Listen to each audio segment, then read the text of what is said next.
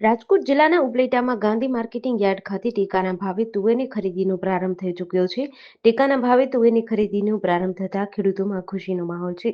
પ્રથમ દિવસે 30 જેટલા ખેડૂતો તેમની તુવેર લઈને ટેકાના ભાવે વેચવા ઉપલેટા માર્કેટિંગ યાર્ડ ખાતે પહોંચ્યા હતા. ટેકાના ભાવે તુવેરની ખરીદી શરૂ થતાં ખેડૂતોમાં ખુશીનો માહોલ છે.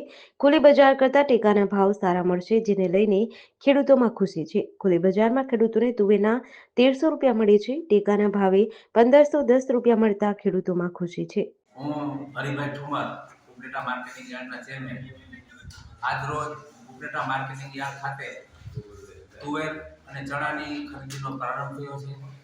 ખેડૂતમાં ખુશીનો માહોલ છે.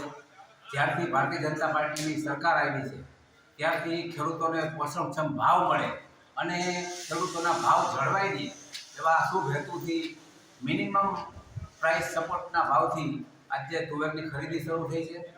વધુમાં વધુ 4000 કિલો એટલે કે 200 મણ જેટલી તુવેર એક ખેડૂતની ખાતાથી લેવામાં આવશે અને 1510 રૂપિયા મણના ભાવ લેખે ખેડૂતોને ચૂકવણું કરવામાં આવશે.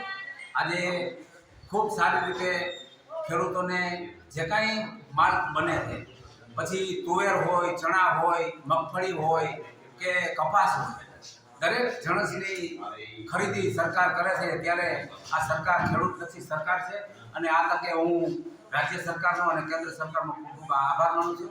ભારત માતા કઈ કઈ પ્રકારના ભાવ છે? બજાર કરતા અહીંયા એપીએમસીમાં કેવા ભાવ મળશે? બજાર કરતા સારા ભાવ મળે છે.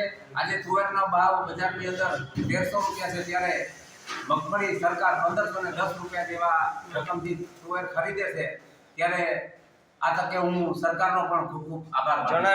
GDC ન્યૂઝ સાથે વિપુલ ધામીચા, ઉપલેટા.